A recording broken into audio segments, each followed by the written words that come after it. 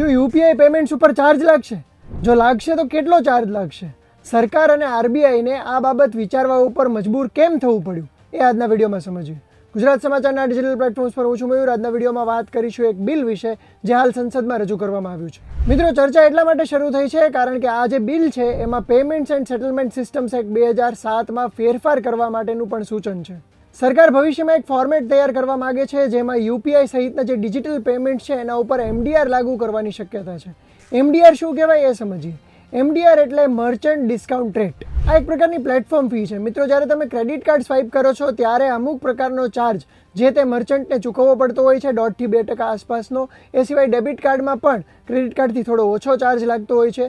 એ જ પ્રકારે ભવિષ્યમાં યુપીઆઈ ટ્રાન્ઝેક્શન ઉપર પણ મર્ચન્ટ એટલે કે વેપારીએ અમુક પ્રકારનો ચાર્જ ચૂકવવો પડે એવી શક્યતા ખરી.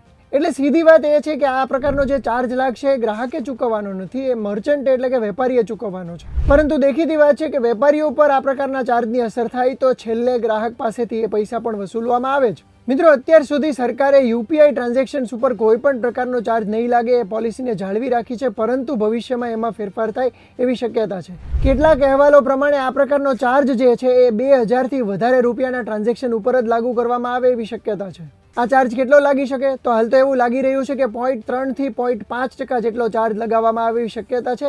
એટલે કે 1000 રૂપિયા ઉપર 3 થી 5 રૂપિયા જેટલો. કેટલાક અહેવાલોમાં એવું પણ દર્શાવાઈ રહ્યું છે કે જે લોકોનો વાર્ષિક ટર્નઓવર 1.5 કરોડથી વધારે હશે એવા જ બિઝનેસ ઓનર્સ પાસેથી આ પ્રકારનો ચાર્જ વસૂલવામાં આવશે. મિત્રો, તમને જણાવી દઉં કે આ વિષય ઉપર સરકારે હજુ ફોડ પાડ્યો નથી, કોઈ પ્રકારની સ્પષ્ટતા કરી નથી. એટલે ભવિષ્યમાં જ્યારે નિયમ લાગુ થાય ત્યારે જ આ વાતને સાચી માનવી.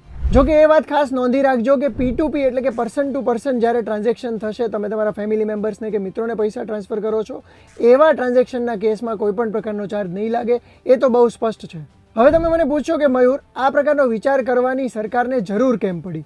તો મિત્રો, અત્યારે જે પણ પ્રકારની પેમેન્ટ એગ્રીગેટર્સ એપ છે કે જેટલા પણ પેમેન્ટ સિસ્ટમ છે કે બેંક્સ છે, એને યુપીઆઈના જે બધા ટ્રાન્ઝેક્શન છે એને મેનેજ કરવામાં ખૂબ તકલીફ પડે છે. દેશમાં દર મહિને અબજો રૂપિયાના ટ્રાન્ઝેક્શન થાય છે અને આખી જે સિસ્ટમ છે એને ચલાવવા માટે સર્વર, ઇન્ટરનેટ ઇન્ફ્રાસ્ટ્રક્ચર અને બીજી ઘણી બાબતોની જરૂર પડે છે.